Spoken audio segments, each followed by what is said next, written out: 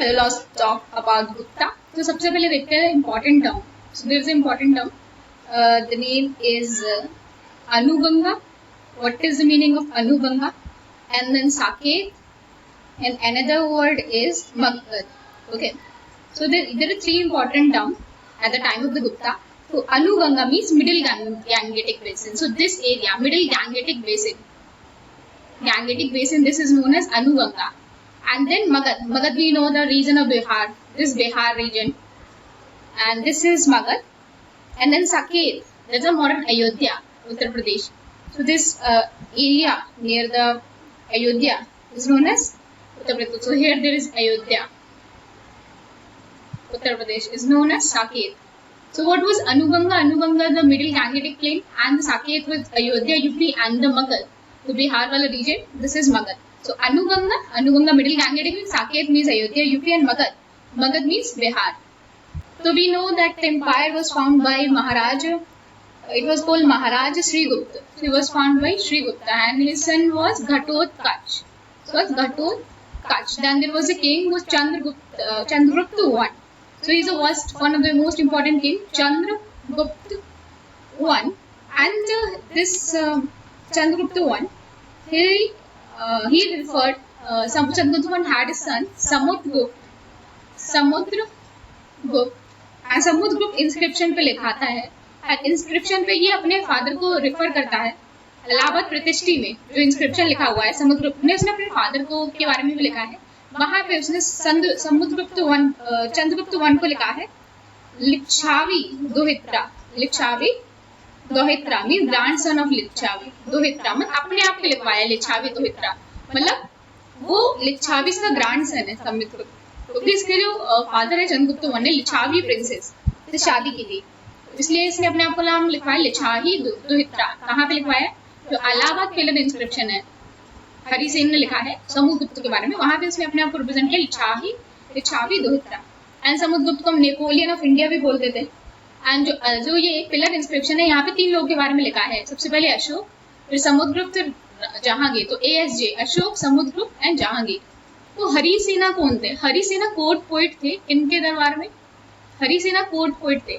And किसके दरबार में थे? हमें ये याद रखना है. कोर्ट पोइट थे ये चंद्रगुप्त वन के दरबार में, ये कोर्ट पोइट थे. एंड ये कुमार अमात्यास थे, मतलब ये सिविल सर्वेंट भी थे एक तरीके से, कुमार अमात्यास भी थे. और ये कभी कभी ये संधि विग्रहिका मतलब minister of peace and war, ये भी थे. संधि विग्राहिका भी थे. एंड ये थे महादंडनायिका. ठीक है, मतलब ये मिलिट्री ऑफिसर, जुडिशियल एंड जो मिलिट्री ऑफिसर्स था वो भी थे. तो ये क्या बोलते हैं इसे? महादंडनायिका. देखो दंड दिख रहा है, ठीक है, दंड देना किसी को. तो जुडिशियल वाले और मिलिट्री ऑफिसर वो दंड देते, तो महादंडनायिका. तो ये हरि सिंह कोर्ट पोइट थे चंद्रगुप्त मौर्य वन के टाइम. और ये कुमार अमात्यास भी थे. एंड ये संदीप विग्राहिका मतलब जो minister of war and peace वो भी थे. और महादंडनायिका मतलब जुडिशियल एंड मिलिट्री ऑफिसर भी थे. ये तो काफी एक ही बंदा काफी पोजीशन होल्ड करके रखता था. तो चंद्रगुप्त वन के टाइम 4 टाइप के कैटेगरीज में अपोनेंट्स को डिवाइड किया था. 4 टाइप के दुश्मन थे. एक तो जिनको एनेक्स कर लिया, ठीक है, एनेक्स कर लिया आउटराइटली, इनका एम्पायर पूरा अंदर ले लिया, ठीक है, वो एक एम्पायर हो गया. फिर फ्रंटियर किंग्स ये करते होमेज पे करते थे, ठीक है, राजा मानते थे चंद्रगुप्त वन को. फिर थे रूलर्स जो डिफीटेड, ठीक है, रूलर जिन्हें हरा दिया लेकिन उनका किंगडम वापस दे दिया, बस बोला कि हमें सुजानिटी को. तो डिस्टेंट किंग मतलब बहुत ज्यादा ही दूर है वो किंग. फिर थे हमारे डिस्टेंट किंग, ठीक है, काफी ज्यादा दूर किंग थे. एंड ये बोलते थे कि मतलब क्या बोलते थे कि हमें बस, तो डिस्टेंट किंग के लिए अलग पॉलिसी थी. उन्होंने बोला कि बस हमें अपना वो मानो, राजा मानो, हमें एम्बेसी भेजो, ठीक है. तो 4 टाइप के थे. एक तो जिन्हें एनेक्स कर लिया पूरी तरह से, एक फ्रंटियर किंग थे जो आसपास के किंग थे, इनको राजा मानते थे चंद्रगुप्त वन को. फिर थे रूलर्स जिससे डिफीटेड, जो उनको हरा दिया गया, रूलर्स जिनको हरा दिया और फिर उसे उनका किंगडम वापस कर दिया, आप रूल करो और हमें पैसे वैसे भेजते रहो, ठीक है. एंड ट्राइब्यूट अपना क्या करते थे, ट्राइब्यूटरीज अपना मान लेते थे, अपने मतलब क्या बोलते थे, पैसे वैसे भेजो. और डिस्टेंट किंग थे, ठीक है, काफी दूर थे, ये एम्बेसी बोलते थे कि हमारे एम्बेसी स्टैब्लिश करो. एंड तो ये अलग अलग 4 एम्पायर की अलग अलग काफी इंपॉर्टेंट पॉलिसी थी. एंड इन्होंने काफी साउथ के 12 इंडियन रूलर्स को हराया था, तो साउथ के 12 रूलर्स को हराया था इन्होंने, इंक्लूडिंग कांची, जो कांची है, कांची यहाँ पे विष्णु गोप थे, विष्णु गोप को भी हराया था उन्होंने, इंक्लूडिंग विष्णु गोप ऑफ कांची। तो जो एक इम्पोर्टेंट कांड क्या था कि जो श्रीलंका है, ठीक है, वहाँ पे सिलोन है, ये सिलोन जो श्रीलंका था, तो उन्होंने बोला था कि हमें अपनी एक मतलब इन्होंने बोला था कि हमें एक अपना वो क्या कहते हैं सिम्बलिज मॉन्क्स बौद्ध गया में, उनको क्या किया था, एम्बेसी भेजी थी, उससे जैसे श्रीलंका की एम्बेसी थी यहाँ पे, ठीक है, बोध गया से जो मॉन्क आ रहे हैं, जो श्रीलंका से मॉन्क आ रहे हैं, उनकी सिक्योरिटी के लिए यहाँ पे रूलर जो था उन्होंने एम्बेसी भेजी थी to secure privileges of the Sinhalese monk. और जो साउथ ईस्ट एशिया की बहुत सारी कंट्री थी वो भी होमेज पे करती थी, ठीक है, वो भी ट्राइब्यूट पे करती थी किसको, समुद्रगुप्त को। तो इवन इंडिया के बाहर भी उनका काफी ज्यादा रोल था। फिर श्रीलंका के किंग ने उन्हें क्या बोला है, उनको बोला है अनुकम पवन। अनुकम पवन, अनुकम का मतलब होता है, अनुकम पवन का मतलब फुल ऑफ कंपैशन, मतलब कंपैशन से भरे हुए हैं। कौन? समुद्रगुप्त। समुद्रगुप्त कंपैशन से भरे हुए, क्योंकि जो किंग थे, एक किंग थे श्रीलंका, इनका नाम था मेघावर्मन, ठीक है, मेघावर्मन। इन्होंने मोनेस्ट्री बिल्ड करने की बात करी थी for the rest house the pilgrims for the Ceylon in Bodh Gaya. तो मेघावर्मन कि जो भी सिलोन बोध गया में जो भी मतलब लोग हैं, उनकी क्या करे जाएगी, उनकी मोनेस्ट्री बिल्डअप की जाएगी। एंड इनको बोला जाए कविराज, कविराज। अच्छा, इनको कविराज भी बोलते थे क्योंकि ये काफी म्यूजिक अच्छा बनाते थे, पोट्री अच्छी करते थे, वीणा बजाते हुए इनकी लाइक उसमें इनकी पिक्चर है। तो ये तो एक तो पोइट्री लिखते थे, पोइट्री में काफी अच्छे थे, ठीक है, म्यूजिक में काफी अच्छे थे, वीणा बजाते थे, पोइट्री में अच्छे थे, इसलिए इनको कविराज बोला गया है, कविराज। तो एक इम्पोर्टेंट मिनिस्टर भी थे, इनका नाम था वाशुबंधु। वाशुबंधु इनके मिनिस्टर थे समुद्रगुप्त वन के टाइम, समुद्रगुप्त के टाइम वाशुबंधु इंपॉर्टेंट मिनिस्टर थे। तो वाशुबंधु वाज ए इंपॉर्टेंट मिनिस्टर। तो ये बुद्धिस्ट मिनिस्टर को भी रखते थे, ऑल्दो ये ब्राह्मण से शिवाइज्म को फॉलो करते थे, लेकिन ये बुद्धिस्ट मिनिस्टर को भी रखते थे। वाशुबंधु बुद्धिस्ट मिनिस्टर थे। तो इंपॉर्टेंट रूलर लेकर चंद्रगुप्त वन, चंद्रगुप्त वन, समुद्रगुप्त के बाद आते हैं चंद्रगुप्त टू। तो चंद्रगुप्त टू काफी इंपॉर्टेंट थे, इन्होंने अपना टाइटल दिया था विक्रमादित्य, विक्रमादित्य। और इन्होंने अपनी दूसरी कैपिटल कहाँ पे बनाई थी, उज्जैन। तो पहली कैपिटल कहाँ पे थी, वो पहली कैपिटल थी तो इलाहाबाद, ठीक है, और दूसरी कैपिटल थी उज्जैन में। तो काफी मैट्रिमोनियल अलायंस की चंद्रगुप्त टू ने, काफी मैट्रिमोनियल। इन्होंने क्या किया, कुबेर नागा प्रिंस से शादी कर ली। तो चंद्रगुप्त इनका पूरा एम्पायर इतना ज्यादा फैल गया था, तो इन्होंने कुबेर नागा एक प्रिंसेस थी, उनकी शादी की। और इधर पे वाकाटका किंगडम थी, ठीक है, वाकाटका किंग थे, उनकी शादी अपनी बहन से करा दी। तो इनकी बहन का नाम था प्रभावती, ठीक है, प्रभावती की शादी जो वाकाटका थे रुद्रसेन से शादी करा दी इन्होंने अपनी बहन की। ऐसे क्या हुआ, इनडायरेक्ट कंट्रोल, मतलब वाकाटका भी इनडायरेक्टली इनके अंदर ही आ गया, गुप्ता एम्पायर के अंदर। सबसे इंपॉर्टेंट उन्होंने काम किया कि जो पूरी तरीके से जो शक थे, ठीक है, शक यहाँ पे इस वाले एरिया में थे, गुजरात वाले एरिया में, इनको पूरी तरीके से हरा दिया। तो उनको जो बरोज पोर्ट था यहाँ पे, काफी इंपॉर्टेंट पोर्ट था, वो मिल गया। तो ट्रेड और ज्यादा आसान हो गया चंद्रगुप्त के बारे में। इन्होंने हराया था किसको, रुद्र सिम्हा थर्ड, लास्ट शक रूलर थे जिनको हराया था चंद्रगुप्त टू ने। का पूरा एम्पायर इन्होंने यहाँ तक एस्टैब्लिश कर लिया था। और वाकाटका थे इनडायरेक्ट कंट्रोल में। और इन्होंने अपनी पहली कैपिटल थी इनकी इलाहाबाद में, और दूसरी कैपिटल इनको बनाई थी उज्जैन में। सेकंड कैपिटल थी इनकी उज्जैन। आयरन पिलर है जो महरौली का, आज भी उसमें जंग नहीं लगी है, महरौली जो दिल्ली में है वहाँ पे आयरन पिलर है।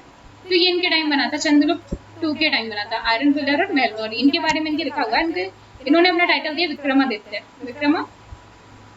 विक्रम एरा हमने कब स्टार्ट किया था, हमारा विक्रम एरा कब होता है, 57 BC। शक एरा निशान आए थे 78 AD। तो ये हमारा दो इंपॉर्टेंट एरा है, विक्रम और ये शक संवत, विक्रम संवत। हमने अपना टाइटल दिया था विक्रमादित्य। बहुत सारे उज्जैन के किंगडम ने आपको विक्रमादित्य टाइटल दिया था, इन्होंने भी दिया था चंद्रगुप्त टू ने। सन की तरह पावरफुल इस कंपेयर किया गया महरौली आयरन पिलर में, इनका नाम दिया है सिम्हा विक्रमा, मतलब सन की तरह पावरफुल है, सूर्य की तरह पावर है, सिम्हा विक्रमा। उन्हें अपना टाइटल दिया विक्रमादित्य, बोला सिम्हा विक्रमा, किसमें थी, चंद्रगुप्त टू ने। इनके टाइम क्या था, जो सिल्क बनाने की कला थी किसको आ गई थी, जो मतलब रोमन्स थे, उन्हें सिल्क बनाने की कला आ गई थी। तो यहाँ पे क्या हुआ, जो इम्पोर्ट था गोल्ड का, गोल्ड इम्पोर्ट कम हो गया। ठीक है, गोल्ड कम हो गया तो इन्होंने सिल्क कॉइन, पहली बार किसी ने silk coin silver coin introduce किए थे। ठीक है, silver coin first time introduce किए थे किसने? चंद्रगुप्त सेकंड ने सिल्वर कॉइन इशू किए थे एंड गोल्ड कॉइन भी इशू किए थे। सिल्वर कॉइन को क्या बोलते थे? रुपया ऐसा कुछ बोलते थे। ठीक है, इसको बोलते थे सिल्वर कॉइन को, लेट मी सी, इसको बोलते थे रुपया कास। तो सिल्वर कॉइन को बोलते थे रुपया कास एंड गोल्ड कॉइन को बोलते थे, गोल्ड कॉइन भी इशू किए थे, गोल्ड कॉइन्स को बोलते थे दिनार्स। दिनार्स, गोल्ड कॉइन को बोलते थे दिनार्स एंड सिल्वर कॉइन को बोलते थे रुपया कास। तो हमने देखा सिल्वर कॉइन को बोलते थे रुपया कास, गोल्ड कॉइन को बोलते थे दिनार्स एंड पहली बार अगर सिल्वर कॉइन किसी ने इशू किए थे गुप्ता एम्पायर में तो वो थे हमारे चंद्रगुप्त II। तो इशू किए थे क्योंकि हमारा जो ट्रेड था वो कम होने लगा था। और उदयगिरी केव्स में भी इनके बारे में लिखा है। तो जो उदयगिरी खंडगिरी केव्स हैं यहाँ पे, ठीक है, उड़ीसा में उदयगिरी केव्स हैं, वहां पे इनके बारे में लिखा है, इनके बारे में लिखा है दिग्विजय, इनके बारे में लिखा है दिग्विजय। और जो फाइयान था, ठीक है, इस एरिया से आया था फाइयान, वो भी इन्हीं टाइम आया था। ठीक है, फाइयान भी आया था हमारा चंद्रगुप्त II के टाइम आया था फाइयान। इनके एम्पायर में 9 जेम्स थे। तो वी मस्ट रिमेम्बर 9 जेम्स किसके एम्पायर में थे? चंद्रगुप्त II के टाइम में थे। तो सारे ही जेम्स काफी इंपॉर्टेंट है। तो नवरत्न में सबसे पहले थे कालिदास। तो कालिदास भी, और कालिदास काफी इंपॉर्टेंट थे। इनके 3 इंपॉर्टेंट प्ले थे, अभिज्ञान शकुंतलम, मालविका अग्निमित्रम एंड विक्रम उर्वशीयम। AMV ऐसे याद रख सकते हैं, ए मुक्तावर्मा। ठीक है, अभिज्ञान शकुंतलम, मालविका अग्निमित्रम एंड विक्रम उर्वशीयम। फिर अमर सिम्हा इनके कोर्ट में थे। तो अमर सिम्हा, इन्होंने संस्कृत ग्रामर के बारे में लिखा है, अमर कोश, संस्कृत ग्रामर, और काफी ज्यादा मीनिंग्स है अमर कोश में। तो ये अमर सिम्हा ने लिखा है, ये भी चंद्रगुप्त II के टाइम थे। इन्होंने संस्कृत रूट वर्ड्स दिए हैं, एंटोनिम, सिनोनिम्स दिए हैं, होमोनिम्स दिया है एंड इसको त्रिकंड भी बोलते हैं। तो ये हमें इंपॉर्टेंट नाम याद रखना है, त्रिकंड भी बोलते हैं इसको, अमर कोश को। तो इसमें ना त्रिकंड में ना 10,000 वर्ड्स है। तो 10,000 वर्ड्स दे रखे हैं उन्होंने अपनी बुक में, 10,000 वर्ड्स। तो अमर सिम्हा अमर कोश त्रिकंड लिखा है एंड कालिदास ने लिखा है अभिज्ञान शकुंतलम, मालविका अग्निमित्रम एंड विक्रम उर्वशीयम। एंड अमर सिम्हा अमर कोश त्रिकंड भी बोलते हैं इसे, 10,000 वर्ड्स। पर एक इम्पॉर्टेंट है, थर्ड रत्न है ये वरहामिरा। तो वरहामिरा काफी इंपॉर्टेंट है। इन्होंने काफी इंपॉर्टेंट बुक लिखी है, इसका नाम है पंच सिद्धांतिका। पंच सिद्धांतिका काफी इंपॉर्टेंट बुक है वरहामिरा की। पंच एक इंपॉर्टेंट बुक है पंच सिद्धांतिका। एक है हमारी बृहत संहिता एंड एक है बृहत जातिका। तो 3 इंपॉर्टेंट बुक, पंच सिद्धांतिका, बृहत संहिता, बृहत जातिका। तो पंच सिद्धांतिका ये एस्ट्रोनॉमी में बुक है। ये पूरी पंच सिद्धांतिका में 5 टाइप की सिद्धांतिका है। ठीक है, जो एस्ट्रोनॉमिकल ट्रीटीज है। ठीक है, 5 एस्ट्रोनॉमिकल ट्रीटीज दी हैं। 5 एस्ट्रोनॉमिकल ट्रीटीज के नाम है, एक है सूर्य सिद्धांतिका, रोमका सिद्धांता, पॉलिसा सिद्धांता एंड वशिष्ठ सिद्धांत एंड पेतामह सिद्धांत। एंड बृहत संहिता में बहुत सारे टॉपिक्स हैं, जैसे रेनफॉल के होती है, एक्लिप्सिस के आते हैं, प्लैनेटरी मूवमेंट मतलब कैसे होते हैं, एक प्लैनेट दूसरे प्लैनेट के अराउंड कैसे घूमता है, एस्ट्रोलॉजी के बारे में रखा है, ग्रोथ, क्रॉप्स कैसे ग्रो करते हैं, मतलब विभिन्न जैसे खारे और राबी क्रॉप, परफ्यूम कैसे मैन्युफैक्चर होता है, मैट्रिमोनी के बारे में देखा, शादी कैसे होती है, आर्किटेक्चर एंड इन्होंने बात की है जेम्स पर्ल्स रिचुअल्स की बात की है एंड उस टाइम की जो भी डिटेल्स है, बिलीव कैसे, तो सब बृहत संहिता में बताया गया है। बृहत जातिका ये वैदिक एस्ट्रोलॉजी की बुक है। तो वैदिक एस्ट्रोलॉजी की बुक है। एस्ट्रोनॉमी में तो आप मतलब साइंटिफिक बातें करते हैं, एस्ट्रोलॉजी में आप भविष्य बताने वाली बात करते हैं, तो है बृहत जातिका में। सबसे इंपॉर्टेंट है बृहत संहिता। इतनी सारी बहुत सारे टॉपिक्स कवर किए। तो वरहामिरा, तो हमने 3 लोग देखे, एक कालिदास, फिर अमर सिम्हा जिन्हें अमर कोश लिखी है, फिर वरहामिरा जिन्हें लिखी है पंच सिद्धांता, बृहत संहिता एंड बृहत जातिका।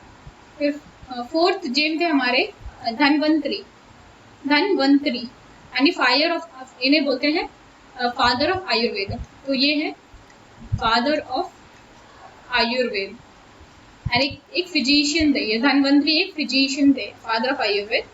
Literally meaning knowledge of longevity, कैसे आप ज्यादा जिंदा रह सकते हैं, ये बताया था हमारे धनवंतरी ने, काफी इंपॉर्टेंट है। तो इसके बाद आता है घटक्रपरा। तो ये है घटक्रपरा, ये भी एक जेम थे घटक्रपरा। तो ये काफी ज्यादा एक्सपर्ट थे किसमें, स्कल्पचर एंड आर्किटेक्चर में काफी फेमस है। आर्किटेक्चर एंड स्कल्पचर में तो इनकी कहने ही अलग तरीके थे। घटक्रपरा तो ये घटका कपड़ा इनमें स्कल्पचर आर्किटेक्चर के बारे में लिखा है। फिर sixth one, who is sixth one, let's see. तो सिक्स्थ वन हमारे काफी इंपॉर्टेंट है, इनका नाम है शांकु। तो शांकु ने क्या लिखा है, लेट्स सी अबाउट द शांकु। तो शांकु ने हमें लिखा है शिल्प शास्त्र। तो शिल्प शास्त्र इसमें ब्रह्मंज आर्टिक्राफ्ट्स बनाने की चीजें हैं। तो शिल्प शास्त्र बहुत सारी क्राफ्ट्स आर्टिक्राफ्ट्स बनाने की चीजें बता रही शिल्प शास्त्र में। फिर हमारा आता है 7 नंबर पे कहा पनका। कहा पनका तो इन्होंने लिखी है, एस्ट्रोलॉजर थे, एस्ट्रोलॉजर मतलब भविष्य बताते, तो उन्होंने लिखी है ज्योतिष शास्त्र। उन्हें ज्योतिष शास्त्र लिखी है, ठीक, एक किसने लिखी है, कहा पनका ने लिखी है ज्योतिष शास्त्र। फिर इसके बाद आते हैं हमारे वरोची, ठीक है, हमारा 8 नंबर है। ये आते हैं हमारे वरुचि, ये ग्रामेरियन थे एंड इन्होंने ग्रामर पे काम किया है एंड संस्कृत स्कॉलर। तो ग्रामेरियन किसके लिए, संस्कृत स्कॉलर थे, ग्रामेरियन थे। उन्होंने काफी इंपॉर्टेंट बुक लिखी है, बुक का नाम काफी इंपॉर्टेंट है, इसका नाम है प्राकृतिक प्रकाशक। प्राकृतिक प्रकाश ने बुक लिखी है, प्राकृतिक प्रकाश। किसने लिखी है, वरुचि ने। फिर 9 सबसे इंपॉर्टेंट जो है ये वेटला भाटा। तो ये मैजिशियन थे, ये वेटला भाटा एक तरीके के जादूगर थे, ये मैजिशियन थे वेटला भाटा। और इनकी इंपॉर्टेंट बुक, वेटला भाटा की इंपॉर्टेंट बुक का नाम क्या था, इसका नाम था मंत्र शास्त्र। तो मंत्र करके जादू वादू करते ना, तो मंत्र शास्त्र लिखे वेटला भट्टा ने। वरुचि ने लिखे है प्राकृतिक प्रकाश, ये वरुचि ने लिखे है। तो हमने 3 इंपॉर्टेंट वर्ड्स देखे थे, ये थे हमारे Anuganga, this is Anuganga and this is Anuganga. तो 3 इंपॉर्टेंट चीज देखा, अनुगंगा, अनुगंगा था हमारा मिडिल गैंगेटिक बेसिक। फिर हमारा था प्रयाग, प्रयाग मीन्स मॉडर्न इलाहाबाद। फिर Saket, Saket means modern Ayodhya. So this is अनुगंगा means middle gangetic plain। So अनुगंगा पूछा जाए तो अनुगंगा में क्या आता है, हमारा मिडिल गैंगेटिक प्लेन। फिर प्रयाग, प्रयाग मतलब ये मॉडर्न इलाहाबाद वाला एरिया वो आ जाता है। साकेत, साकेत हमारा ये मॉडर्न अयोध्या। तो ये एरिया तीनों दे रखे हैं, Anuganga middle Gangetic plain, Prayag means modern Allahabad and Saket means modern Ayodhya. ऐसे बोला जाता है कि गुप्ता का जो ओरिजिन था तो वैश्या ओरिजिन के थे, वो वैश्या ओरिजिन के थे। तभी उन्होंने लिच्छावी प्रिंस से शादी करी तो एकदम उनका जो स्टेचर होगा वो बढ़ जाएगा, क्योंकि वैश्यास थे वो, जो गुप्तास थे। तो जो समुद्रगुप्त थे, what he did, he defeated our 9 kings of आर्यवर्ता। उन्होंने 9 किंग्स, आर्यवर्ता के 9 किंग्स को, एंड सबसे इंपॉर्टेंट थे नाग डायनेस्टी के। तो आर्यवर्ता मतलब जो नॉर्थ पार्ट में थे आर्यवर्ता, उनके 9 किंग्स को हराया था।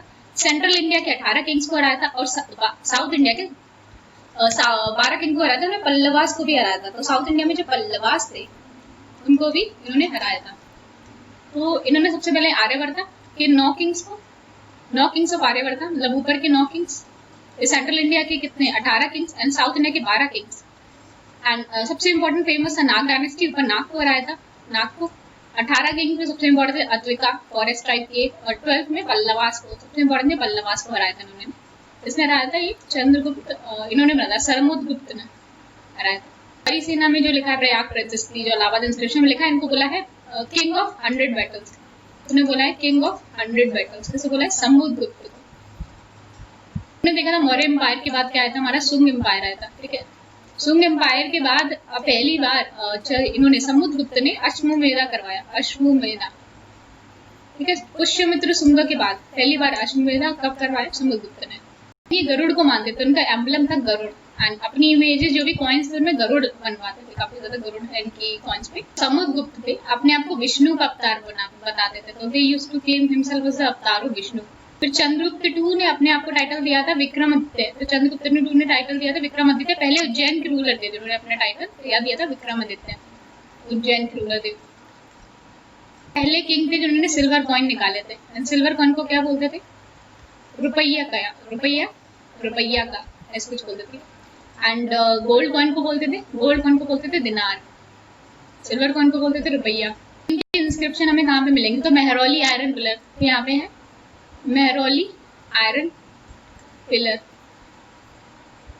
उदयगिरी और खंडगिरी केव्स में भी इनके बारे में मिलता है। फाइयान आया था, वो किसके टाइम आया था, फाइयान, फाइयान भी चंद्रगुप्त टू के टाइम आया था, फाइयान चंद्रगुप्त टू के टाइम आया था। फाइयान आए थे, ठीक है, आए तो वो लैंड रूट से, मतलब इस तरीके से आते हैं, ठीक है, उनका पूरा टूर देखना है। तो इस तरीके से लैंड रूट से आते हैं एंड फिर यहाँ से यहाँ पे घूम घूम के फिर यहाँ पे सी रूट से निकल जाते हैं। तो इस तरीके से आते हैं, लैंड रूट से आते हैं एंड सी रूट से वापस आते हैं फाइयान। फेमस जो नालंदा यूनिवर्सिटी थी, ठीक है, वो किसके टाइम बनी थी, तो नालंदा यूनिवर्सिटी कुमारगुप्त के टाइम, ये चंद्रगुप्त 2 के बाद आए थे। कुमारगुप्त ने इंपॉर्टेंट फेमस नालंदा यूनिवर्सिटी बनाई। तो फिर आते हैं कुमारगुप्त के बाद स्कंदगुप्त। कुमारगुप्त के टाइम हुन्स इन्वेजन स्टार्ट हुआ था। स्कंदगुप्त ने हुन्स को रिपेल किया, लेकिन इससे काफी ज्यादा दिक्कत हो गई, एम्पायर में बहुत पैसा खर्च हो गया। एंड जूनागढ़ इंस्क्रिप्शन के बारे में, इंस्क्रिप्शन से पता चलता है स्कंदगुप्त के बारे में, जूनागढ़ इंस्क्रिप्शन से। सो कुमारगुप्त ये इन्होंने अश्वमेधा एक्सरसाइज करी थी। कुमारगुप्त काफी इंपॉर्टेंट है, अश्वमेधा एक्सरसाइज की थी। ये कार्कित को पूछते थे, जो शिवा के सन है उनको पूछते थे। हुन्स इन्वेजन जो हेपेथलाइट्स जो ऑक्सिस वैली में इन्होंने ऑक्युपाई कर लिया था, और इंडिया में आके इन्होंने गंधार वाला एरिया, ये गंधार वाला एरिया ऑक्युपाई कर लिया था। यहाँ पे मल्टीपल हुन इन्वेजन हुए कुमारगुप्त के टाइम पे, फिर इसके बाद स्कंदगुप्त के टाइम पे। ठीक है, कुमारगुप्त के इंस्क्रिप्शन की बात करें तो बिलसट के इंस्क्रिप्शन है, काफी इंपॉर्टेंट है बिलसट इंस्क्रिप्शन के बारे में। फिर Karnanda inscription, Mansur inscription, Damodar copper plate inscription है कुमारगुप्त के टाइम के इंस्क्रिप्शन है, काफी इंपॉर्टेंट इंस्क्रिप्शन है। एक तो है बिलसट इंस्क्रिप्शन काफी इंपॉर्टेंट है, करनंदा इंस्क्रिप्शन, और एक है हमारा Damodar copper plate inscription. And इसमें इंस्क्रिप्शन में लिखा है जो ट्रेड गिल्ड्स थे, जो अपना समूह बनाते थे, ये बैंक की तरह काम करते थे। तो कुमारगुप्त के नाम लिखा है ये trade guilds as a bank की तरह काम करते थे। इसमें लोन पैसा वैसा देते होंगे, पैसे कमाते होंगे, एंड डिपॉजिट भी रखते थे गिल्ड्स, ट्रेड गिल्ड्स। इस चंद्रगुप्त ने भी टाइटल लिया था, चंद्र विक्रमादित्य जैसे किसने लिया था, चंद्रगुप्त सेकंड ने भी लिया था विक्रमादित्य, और स्कंदगुप्त ने भी विक्रमादित्य टाइटल लिया। एंड इन्होंने हुन्स इन्वेजन से बचाया। एंड जूनागढ़ और गिरनार इंस्क्रिप्शन में इनके बारे में लिखा है। वहां पे इनके जो गवर्नर थे, इसका नाम था प्रनंद दत्ता, इन्होंने सुदर्शन लेक को रिपेयर कराया। तो प्रनंद दत्ता ने सुदर्शन लेक को रिपेयर करवाया। तो सुदर्शन लेक रिपेयर हुई थी किसके, स्कंदगुप्त के टाइम। क्लाइंट के हुआ पहले तो हुन इन्वेजन बहुत दिक्कत किया। तो हुन के एक चीफ थे, इनका नाम था तोरामना ने इन्होंने काफी अटैक किया। तो जो बाणभट्टा ने हरिश्चरित्र लिखा है, उन्होंने इसके बारे में लिखा है। ठीक है, तो हरिश्चरित्र किसने लिखी है, बाणभट्ट, उन्होंने इसके बारे में लिखा है। फिर इनके जो सन आई, तोरामना के सन थे, इसका नाम था मेहरकुला।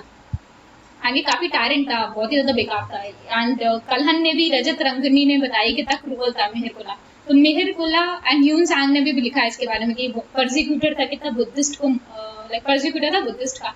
एंड फिर इसको हरा दिया था मेहरकुला को यशोधवर्मन ऑफ मालवा, नरसिम्हा गुप्ता, बलादित्य गुप्ता डायनेस्टी के, और मुखौरी, इन्होंने तीनों ने मिलकर किसको, एक तो यशोधवर्मन मालवा और गुप्ता डायनेस्टी के थे नरसिम्हा गुप्ता, बलादित्य एंड मुखौरीज ने मिलकर इसको मेहरकुला को हरा दिया था। लेकिन गुप्ता एम्पायर को रिवाइव नहीं कर पाए इन्वेजन। और फिर क्या हुआ, राइज होने लगा किसका, फ्यूडेटरीज का। फ्यूडेटरीज जैसे यशोवर्मन और मालवा, यशोधवर्मन ने काफी इंपॉर्टेंट रोल प्ले किया था उनको हराने का। किसको हराने का, उसका नाम क्या था, मेहरकुला को हराने का। यशोधवर्मन और मालवा, इन्होंने काफी ज्यादा पिलर्स लगाए अपनी प्रशंसा दिखाने के लिए, इससे काफी ज्यादा दिक्कत हुई। बहुत सारी एम्पायर जैसे बिहार, बंगाल, ये कौन कौन से एम्पायर अलग हो गए, जैसे बिहार अलग हो गया, ठीक है, बंगाल अलग हो गया, एंड गुजरात अलग हो गया, मालवा अलग हो गया, ये मालवा अलग हो गया, एंड तो ये वल्लभी अलग हो गया, गुजरात वल्लभी, ये सब अलग हो गए एम्पायर। यशोवर्मन और मालवा आसपास के एम्पायर काफी ज्यादा हो गए।